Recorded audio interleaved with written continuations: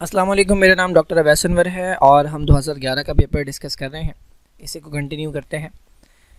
Haemoglobin carries more oxygen than plasma by. ये बात तो हमें पता है कि जो ब्लड है उसके अंदर रेड ब्लड सेल्स का काम होता है ऑक्सीजन की ट्रांसपोर्ट।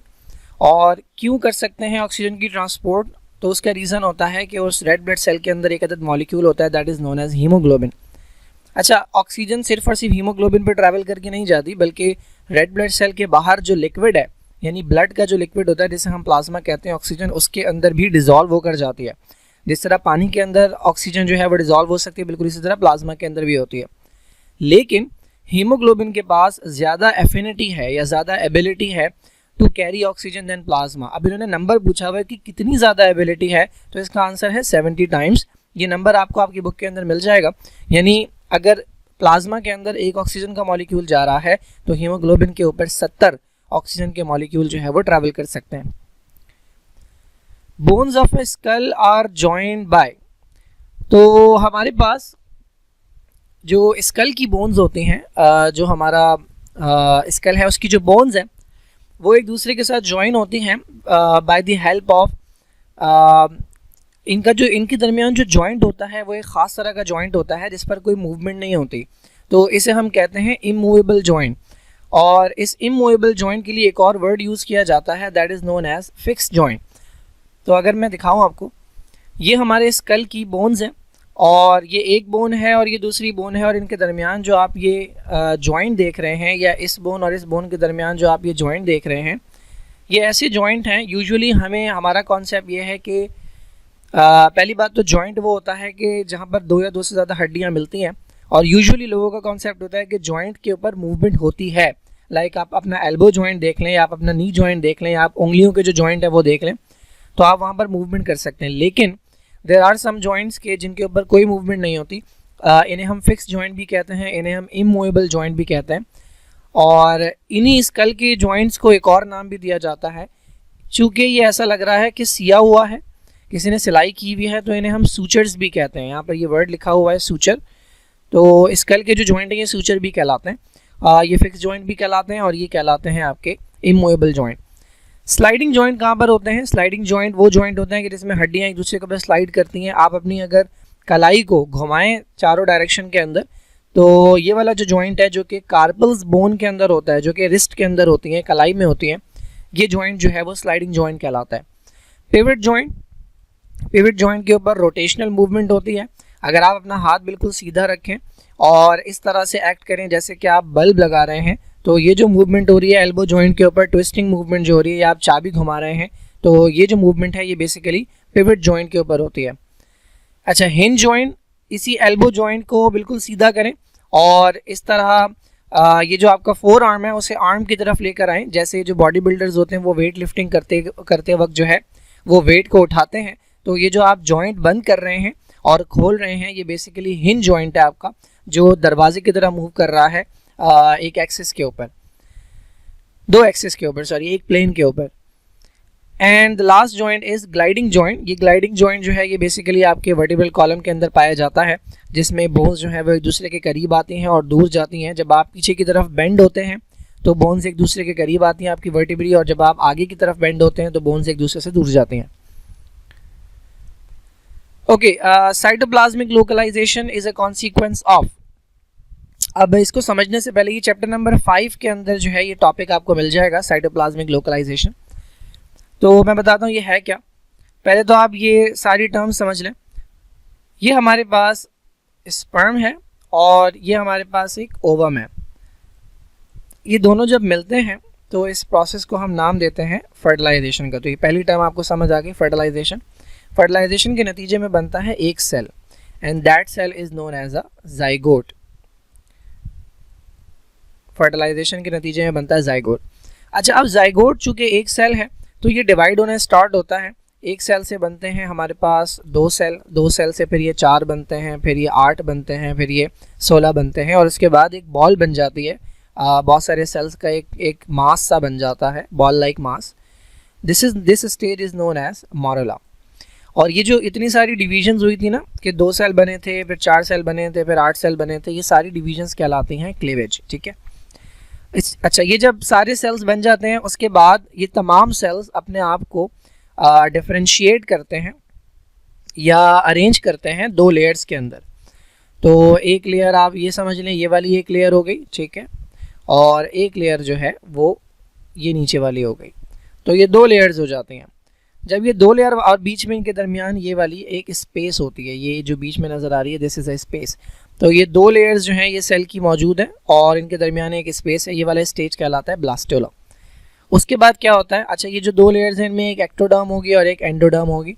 उसके बाद क्या होगा, दो से बनेगी तीन लेयर्स, एक आउटर लेयर होगी that is known as ectoderm, फिर एक मिडिल लेयर होगी मेसोडर्म, और उसके बाद अंदर वाली लेयर होगी एंडोडर्म।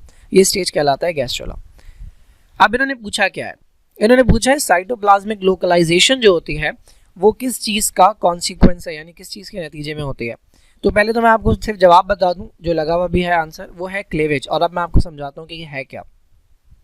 देखें, मैंने बताया कि जो लाइफ स्टार्ट होती है वो स्पर्म और ओवम से होती है और एक सेल बनता है जिसका नाम है जाइगोट।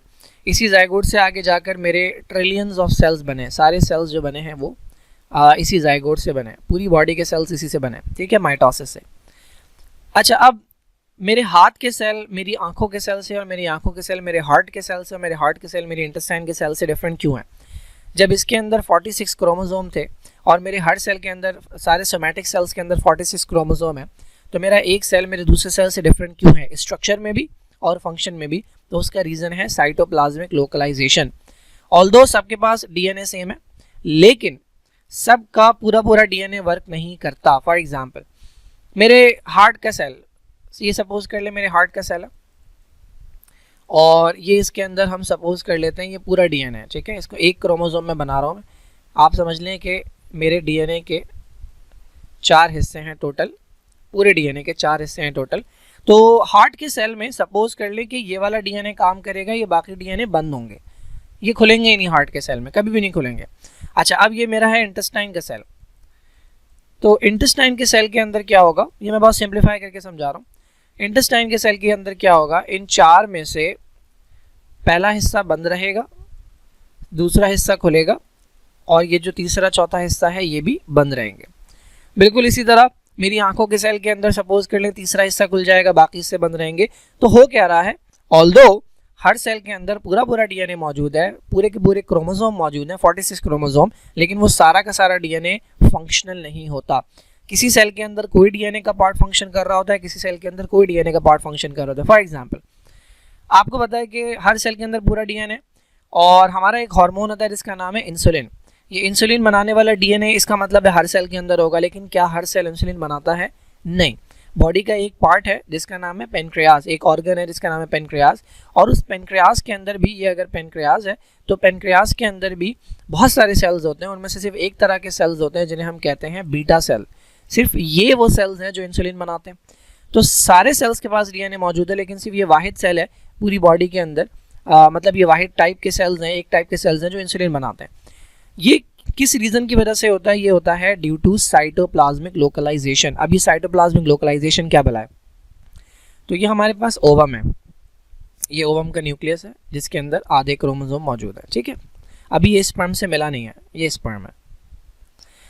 ओवम का जो साइटोप्लाज्म होता है ना वो एक जैसा नहीं होता, उसके डिफरेंट हिस्से डिफरेंट तरह के होते हैं। फॉर एग्जांपल ये इसका एक हिस्सा है, इसके अंदर डिफरेंट चीज़ें मौजूद होंगी, इसके दूसरे हिस्से में डिफरेंट चीज़ें होंगी, तीसरे में डिफरेंट चीज़ें होंगी, चौथे में डिफरेंट चीज़ें और पाँचवें में डिफरेंट चीज़ें, ठीक है, बहुत सारे हिस्से होते हैं। अच्छा, अब होगा क्या, मैंने बताया कि जब जाइगोट बन जाता है तो वो डिवीजन करता है, 2 सेल बनते हैं, फिर 4 सेल बनते हैं। मैंने बताया इन डिवीजन्स को हम कहते हैं क्लीवेज। अच्छा, ये जो डिवीजन्स होती हैं, ये जो शुरू की 2 डिवीजन्स हैं ये इक्वल होती हैं, बिल्कुल बराबर सेल बनते हैं, लेकिन उसके बाद के जो सेल बनना शुरू होते हैं वो अनइक्वल होते हैं। कोई बड़ा सेल बन रहा है, कोई छोटा सेल बन रहा है। और होता क्या है कि किसी को साइटोप्लाज्म का सपोज कर लें ये वाला हिस्सा मिल गया, तो अब इसके अंदर जो चाबियां हैं उससे वो डीएनए का पहला हिस्सा खोल सकता है, बाकी हिस्सों की चाबियां नहीं है। किसी सेल को दूसरा वाला हिस्सा मिल गया तो इसके अंदर जो चाबियां हैं उससे दूसरा डीएनए का पीस खोला जा सकता है, बाकी नहीं खोले जा सकते। बिल्कुल इसी तरह डिफरेंट साइटोप्लाज्म के हिस्से मिलने की वजह से, देखिए डीएनए सबके पास सेम जाएगा लेकिन डिफरेंट साइटोप्लाज्म में डिफरेंट चाबियां मौजूद होती हैं जो डीएनए को खोलती हैं। तो जिस सेल को जो चाबी मिलती है वो वाला डीएनए खोल पाता है और बाकी नहीं खोल पाता। दैट इज़ वाई आपका एक सेल दूसरे सेल से डिफरेंट स्ट्रक्चर में भी नज़र आता है और फंक्शन में भी नज़र आता है। This is known as cytoplasmic localisation, और यही सेल डिफरेंशिएशन का मेन रीजन है। एक सेल दूसरे सेल से डिफरेंट क्यों है? साइटोप्लाज्मिक लोकलाइजेशन की वजह से। और ये होती कब है? During cleavage. ये जो क्लेवेज हो रहा था इसके अंदर होती है। तो ये क्वेश्चन पूछा गया था यहाँ पे। Highly condensed portion of chromatin are called. देखिए क्रोमैटिन आपका क्रोमोसोम है, और क्रोमोसोम जो है वो बेसिकली दो चीज़ों से बनता है, डीएनए और प्रोटीन। और इसके अंदर जो प्रोटीन होती है उसे हम कहते हैं हिस्टोन्स। ये जो आपको ब्लू कलर के स्ट्रक्चर्स नज़र आ रहे हैं ये बेसिकली हिस्टोन प्रोटीन्स हैं, और इसके अराउंड जो ब्लैक कलर का स्ट्रक्चर लिपटा हुआ है वो बेसिकली डीएनए है। इन दोनों के मिलने से ये एक यूनिट बनता है, ठीक है। ये जो आपको पूरा स्ट्रक्चर नज़र आ रहा है this is one unit, this is known as nucleosome. पूरा डीएनए आपका, पूरा सॉरी डीएनए नहीं, पूरा क्रोमोसोम आपका इन्हीं न्यूक्लियोसोम के बार बार रिपीट होने से बनता है। अच्छा, अब कुछ एरियाज़ हमारे क्रोमोसोम के ऐसे होते हैं कि जहाँ ये न्यूक्लियोसोम एक दूसरे के बहुत करीब आए हुए होते हैं, जैसे कि ये एरिया है, this is known as heterochromatin. और कुछ एरियाज़ वो होते हैं जहाँ पर ये दूर दूर होते हैं। अच्छा, अब आपको पता है कि डीएनए के अंदर जो इन्फॉर्मेशन है उससे आगे जाकर बनना होता है प्रोटीन। लेकिन प्रोटीन बनाने के लिए सबसे पहले तो एंजाइम को डीएनए के पास आना पड़ेगा और डीएनए को खोलकर पढ़ना पड़ेगा कि इसके अंदर इन्फॉर्मेशन क्या है। अब आप खुद सोचें, क्या एंजाइम यहाँ आसानी से आ सकता है या यहाँ आसानी से आ सकता है? क्या यहाँ के डीएनए को आसानी से खोला जा सकता है या यहाँ के डीएनए को खोला जा सकता है? तो आंसर होगा ये वाला डीएनए खोला जा सकता है, क्योंकि यहाँ गैप्स मौजूद हैं। एंजाइम अंदर आ जाएगा, डीएनए खोलेगा, पढ़ेगा और उससे मैसेंजर आरएनए बना सकता है। तो ये वाला डीएनए जो होता है, यूक्रोमैटिन जो होता है, ये एक्टिव होता है और इससे प्रोटीन्स बनती हैं। जबकि हेटेरोक्रोमैटिन जो होता है ये चूँकि इतना ज़्यादा कंडेंस है, इतना ज़्यादा गुंजान है कि यहाँ पर घुसना एंजाइम के लिए पॉसिबल नहीं होता, और जब एंजाइम घुस ही नहीं सकता तो डीएनए भी नहीं पढ़ सकता, और डीएनए नहीं पढ़ सकता तो प्रोटीन नहीं बन सकती। दैट इज़ वाई हेटेरोक्रोमैटिन को हम साइलेंट कहते हैं। तो ये जो ये वाला क्रोमोसोम का पार्ट जो है this is highly condense portion, और इसके लिए जो वर्ड यूज़ किया जाता है वो हेटेरोक्रोमैटिन है।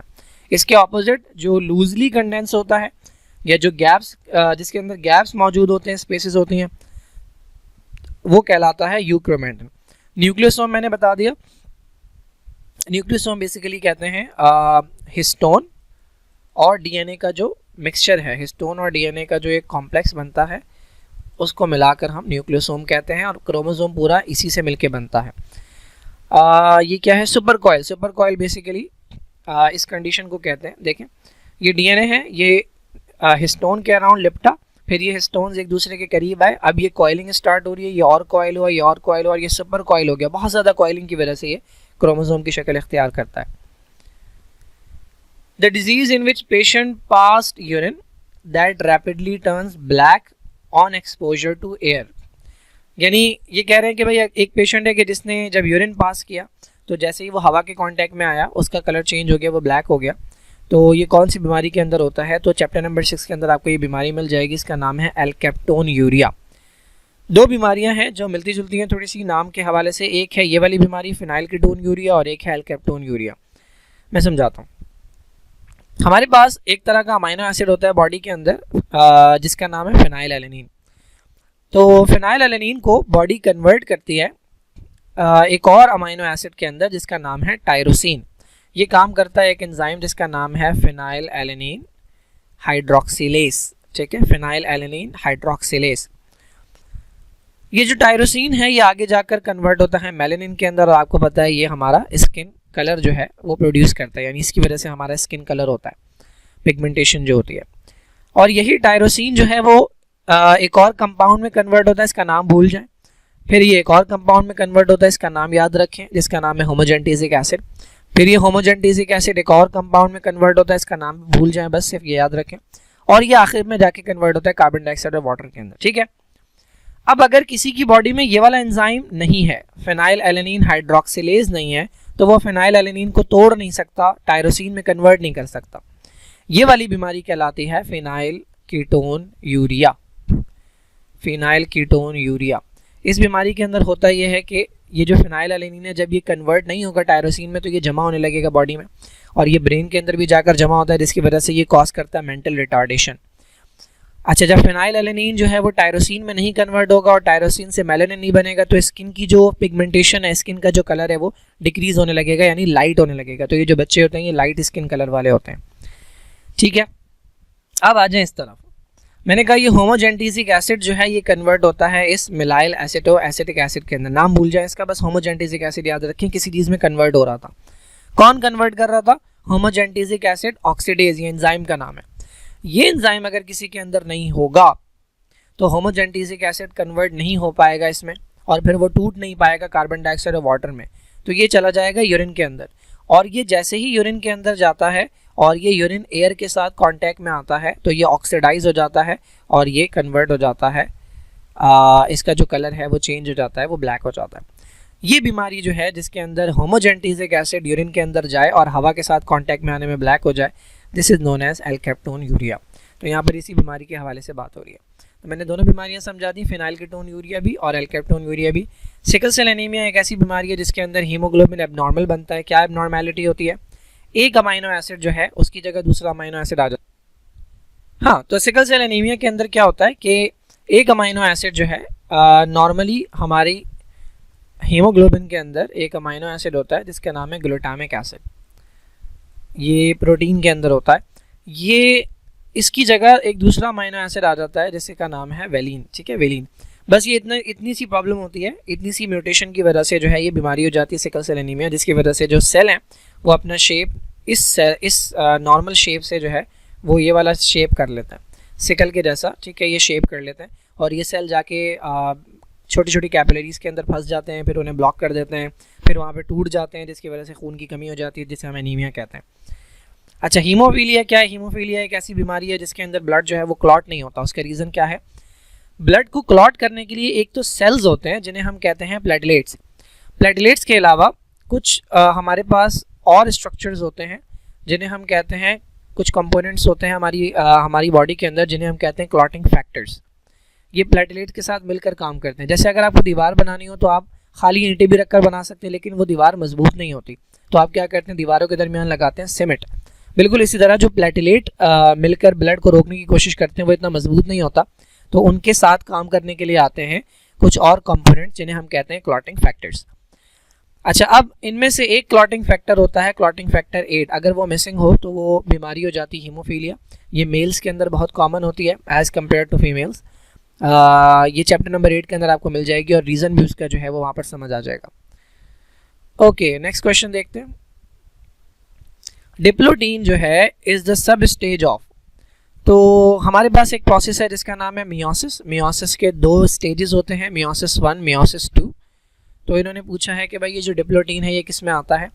तो मियोसिस 1 जो है उसमें माइटोसिस की तरह 4 फेजेस होते हैं, प्रोफेज, मेटाफेज, एनाफेज और टीलोफेज। लेकिन इसका जो प्रोफेज होता है वो बहुत बड़ा होता है और वो काफ़ी डिफरेंट होता है और उसे डिवाइड किया जाता है 5 सब स्टेजेस में। पहले का नाम है लेप्टोटीन, ये इतनी क्लियर पिक्चर नहीं है बुक के अंदर, अगर आप देखेंगे तो आपको मिल जाएंगे ये नाम, लेप्टोटीन।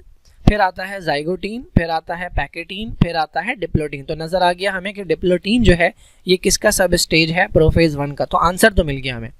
और 5वां होता है डायकाइनेसिस। मैं थोड़ा सा ओवरव्यू दे रहा हूँ कि इनके अंदर होता क्या है। देखिए, लेप्टोटीन के अंदर जो है ना, ये क्रोमोसोम बहुत बारीक बारीक हमें नज़र आते हैं। इनको हम कहते हैं क्रोमोनीमा या इन्हें हम कहते हैं क्रोमोनिमेटा। उसके बाद क्या होता है? दूसरा सब स्टेज होता है जाइगोटीन। जाइगोटीन के अंदर क्या होता है? जो होमोलोगस क्रोमोसोम है। होमोलोगस क्रोमोसोम कौन से हैं भाई? ऐसे क्रोमोसोम जिनके ऊपर सेम कैरेक्टर की इंफॉर्मेशन है। फॉर एग्जांपल, इस पे यहाँ पर इंफॉर्मेशन लगी हुई है हाइट की, तो इसी के जैसा ये एक और क्रोमोसोम है जिस पर यहीं पर इंफॉर्मेशन लगी होगी हाइट की। ये कहाँ से आए? एक आपको मिलता है फादर से, एक आपको मिलता है मदर से। तो ये जो होमोलोगस क्रोमोसोम है ये एक दूसरे के करीब आते हैं और जोड़ी बनाते हैं। इस जोड़ी को हम कहते हैं साइनेप्सिस। ये काम होता है जाइगोटीन सब स्टेज के अंदर। उसके बाद क्या होता है? अगला सब स्टेज होता है जिसे हम कहते हैं पैकेटीन। पैकेटीन के अंदर ये होता है कि ये जो क्रोमोसोम बारीक बारीक नज़र आ रहे थे ये छोटे छोटे हो जाते हैं, मोटे मोटे हो जाते हैं, इस तरह के हो जाते हैं और ये अपना कुछ डीएनए एक्सचेंज करना स्टार्ट करते हैं। जो 2 क्रोमोसोम एक दूसरे के करीब आए थे ये दोनों कुछ डीएनए एक्सचेंज करना स्टार्ट करते हैं। उसके बाद क्या होता है? डिप्लोटीन आता है। डिप्लोटीन के अंदर ये डीएनए जो है वो अभी प्रोसेस चल रहा है, क्रॉसिंग ओवर हो रही है और डीएनए के पार्ट्स जो है या क्रोमोसोम अपने पार्ट्स जो है वो एक्सचेंज कर रहे हैं और ये कुछ पॉइंट्स के ऊपर एक दूसरे के साथ अटैच होते हैं। इन पॉइंट्स को हम कहते हैं कियाज़मेटा या कियाज़मा। उसके बाद क्या होता है? ये एक दूसरे से सेपरेट होना स्टार्ट होते हैं और डायकाइनेसिस के अंदर ये एक दूसरे से सेपरेट हो गए। लेकिन अगर आप गौर करें, पहले ये क्रोमोसोम बिल्कुल रेड था और ये क्रोमोसोम बिल्कुल ब्लू था। अब अगर इसको देखें तो इस ब्लू के अंदर थोड़ा सा रेड आ गया है और रेड के अंदर थोड़ा सा ब्लू आ गया है। दिस इज शोइंग के क्रॉसिंग ओवर हो गया है। तो ये होता है प्रोफेज 1 के अंदर, और इसी का एक सब स्टेज होता है जिसे हम कहते हैं डिप्लोटीन। तो डिप्लोटीन जो है ये सब स्टेज है प्रोफेज 1 का, ठीक है, प्रोफेज 1 का। Okay, deficient production of hormones by adrenal gland result in. Adrenal gland, पहली बात तो वो ग्लैंड है जो किडनी के ऊपर होता है। ये किडनी के ऊपर एक ग्लैंड होता है इस तरह का, this is known as adrenal gland. Adrenal gland से 3 हार्मोन्स आते हैं। एक का नाम है एल्डोस्टेरॉन, जो सोडियम जो है उसकी एब्जॉर्प्शन करवाता है, रीअब्जॉर्प्शन करवाता है किडनी के पास जाके, नेफ्रॉन के पास जाके। एक हार्मोन होता है जिसका नाम है कॉर्टिसोल, जिसके मल्टीपल फंक्शंस होते हैं। एंटी इन्फ्लेमेटरी भी होता है कॉर्टिसोल, ग्लूकोज का लेवल मेंटेन करना भी काम होता है, ठीक है। स्ट्रेस की कंडीशन में, फीवर की कंडीशन में, डिफरेंट डिजीज़ की कंडीशन में ये बढ़ जाता है बॉडी के अंदर। तीसरे जो हार्मोन है उनका नाम है एंड्रोजन्स। एंड्रोजन्स वो हार्मोन है जो मेल के अंदर सेकेंडरी सेक्सुअल कैरेक्टर्स प्रोड्यूस करवाते हैं, और अगर ये फीमेल में ज़्यादा हो जाए तो एक कंडीशन हो जाती है जिसे हम कहते हैं वायरलाइजेशन। अच्छा, या मैस्कुलिनाइजेशन कहते हैं, आपकी बुक में मैस्कुलिनाइजेशन का वर्ड है। ओके, इन्होंने कहा है कि भाई अगर एड्रीनल ग्लैंड का हार्मोन कम हो जाए तो उस कंडीशन को क्या कहते हैं। देखें, पहला ऑप्शन है कुशिंग सिंड्रोम। कुशिंग सिंड्रोम तब कहते हैं जब एड्रीनल ग्लैंड का एक हार्मोन जिसका नाम है कॉर्टिसोल ये ज़्यादा हो जाए।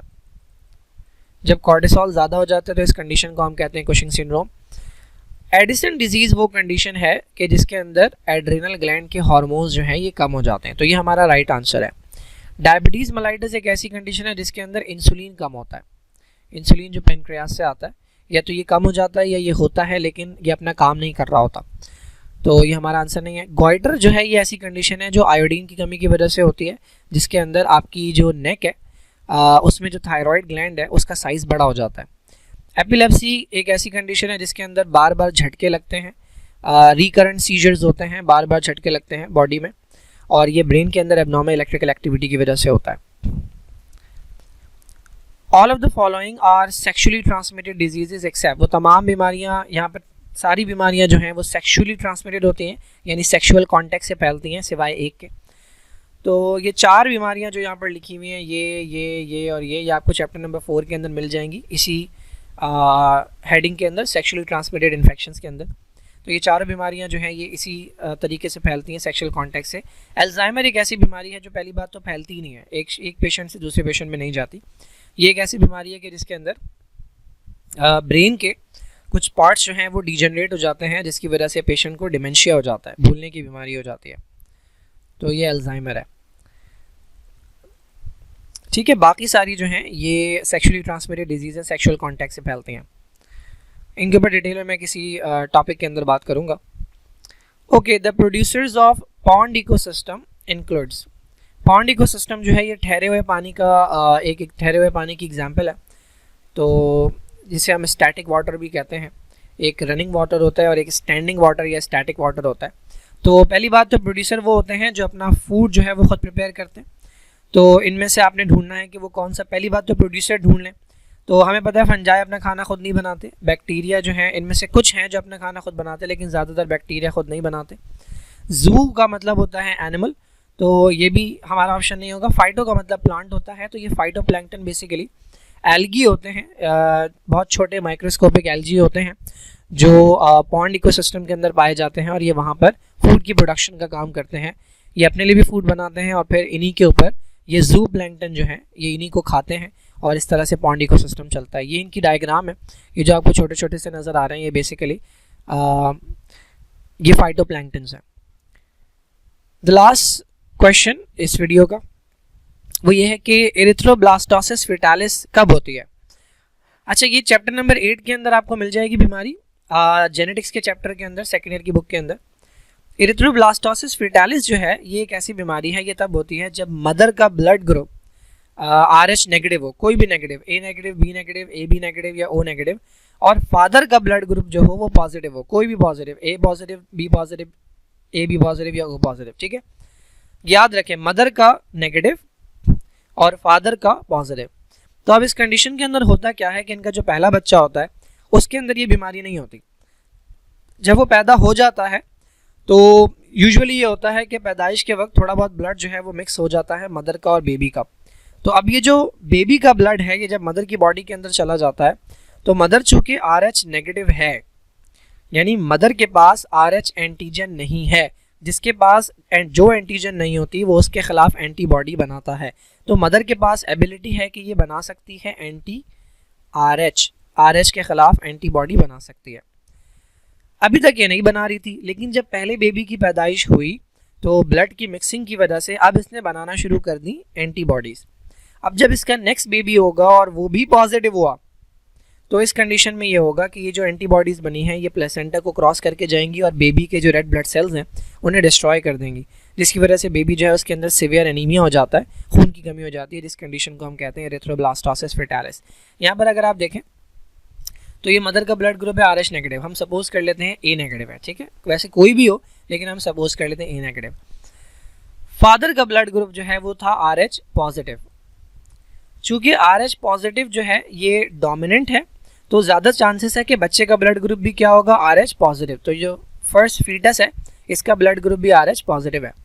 अगर किसी भी कंडीशन में बेबी की बॉडी से ये जो RH एंटीजन्स हैं ये मदर की बॉडी में चले जाएं तो मदर बनाना शुरू कर देती है इसके खिलाफ एंटीबॉडी। तो ये वाला बच्चा तो डिलीवर हो गया, इसको ये तो सेफ रहा। सेकेंड प्रेगनेंसी के अंदर अगेन अगर बेबी का ब्लड ग्रुप पॉजिटिव होगा तो ये एंटीबॉडीज़ जो हैं ये प्लेसेंटा को आसानी से क्रॉस कर जाती हैं और आकर बेबी के जो रेड ब्लड सेल्स हैं उन्हें डिस्ट्रॉय कर देती हैं।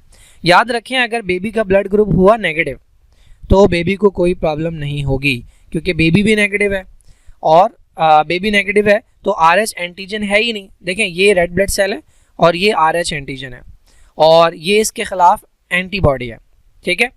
अगर तो RH एंटीजन होगा तभी तो एंटीबॉडी आकर अटैक करेगी ना। तो किसके अंदर होता है RH एंटीजन, जिसका ब्लड ग्रुप पॉजिटिव हो। अगर बेबी जो है वो नेगेटिव वाला है तो इसके ऊपर RH एंटीजन होगा ही नहीं, तो मदर बनाती रहे एंटीबॉडी, बेबी को कोई फर्क नहीं पड़ेगा। तो याद रखें 3 चीज़ें। पहली चीज़, एरिथ्रोब्लास्टोसिस फेटालिस के लिए मदर का RH नेगेटिव होना लाजमी है। मदर अगर RH पॉजिटिव हुई तो ये कभी भी एंटीबॉडी बनाएगी नहीं, क्योंकि इसके पास अपनी RH एंटीजन है, जिसके पास जो एंटीजन होती है वो उसके खिलाफ एंटीबॉडी नहीं बनाता। तो मदर अगर RH पॉजिटिव है तो ये कंडीशन नहीं होगी, मदर के लिए लाजमी है कि वो RH नेगेटिव हो। फादर अगर RH नेगेटिव है, फादर यहाँ पर RH पॉजिटिव था और मदर RH नेगेटिव थी, अगर दोनों ही RH नेगेटिव है तब भी ये कंडीशन नहीं होगी, क्योंकि बेबी कभी भी RH पॉजिटिव नहीं आ सकता अगर दोनों RH नेगेटिव है। और तीसरी कंडीशन, अगर बेबी RH पॉजिटिव नहीं है तो भी ये कंडीशन नहीं होगी, बेबी के लिए RH पॉजिटिव होना लाजमी है। और याद रखें फर्स्ट बेबी के अंदर ये मसला नहीं होता, ये उसके बाद की जो प्रेगनेंसीज होती हैं उसके अंदर इशू आता है।